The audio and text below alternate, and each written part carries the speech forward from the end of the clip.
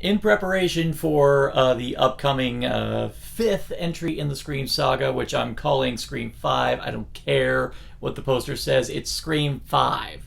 We are going to review all the other Scream films in 3 minutes. Now, there isn't much anyone can say to add onto the heaps of praise that have gone on to Scream when it came out in 1996. I mean, let's face it, horror really was in the doldrums around the time that one first came out. A lot of people felt that there was nothing more that could be said, or a lot of people said that there was no surprises left. There was nothing that could be done with it. And here was a film that was made by people who loved the genre, who stepped up and even brought in someone who was a master of the genre in order to take it the next step. Now, Wes Craven, of course, had already dabbled in meta commentary with New Nightmare, but this one, well, unfortunately, many people don't realize this New Nightmare didn't really do well initially, and let's face it, a lot of it was because it was actually a pretty subtle film, one that a lot of film goers at the time didn't realize what it was doing.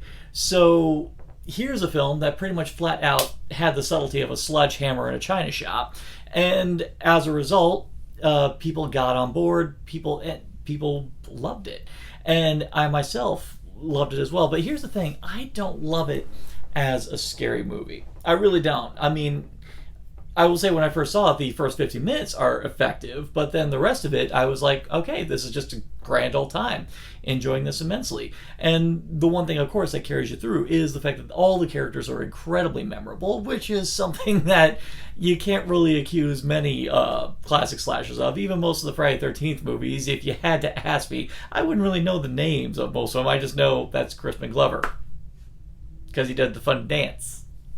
Can't do that. Oh, look, part 8. That's the Agent for Harm.